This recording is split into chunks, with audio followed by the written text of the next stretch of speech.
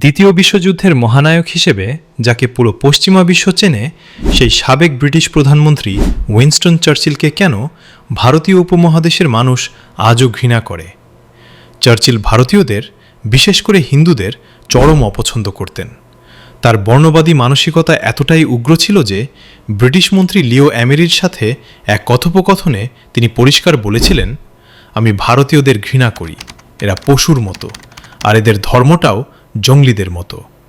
1943 সালের ভয়াবহ বাংলা মনন্তর বা দুর্ভিক্ষের সময় যখন লাখ লাখ মানুষ না খেয়ে মারা যাচ্ছে, চার্চিল তখন ত্রাণ পাঠানোর আবেদন নাকচ করে দেন। উল্টো ভারতীয়দেরই দায়ী করে তিনি উপহাস করে বলেছিলেন, এরা খরগোশের মতো বাচ্চা জন্ম দেয়, তাই এই অবস্থা। নিষ্ঠুরতার এখানেই শেষ নয়।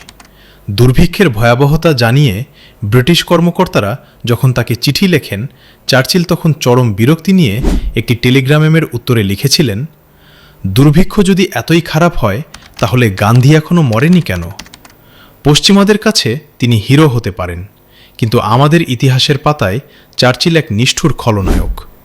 চার্চিলের এই রূপ কি আপনার জানা ছিল? কমেন্টে জানান।